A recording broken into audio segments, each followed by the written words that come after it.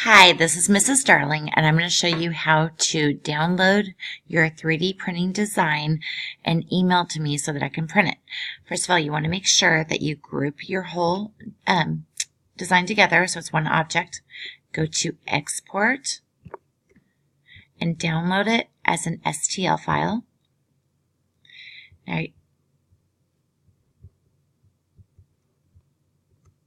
and you're going to go back to your Google Classroom, go to the waffle design, open up your Gmail,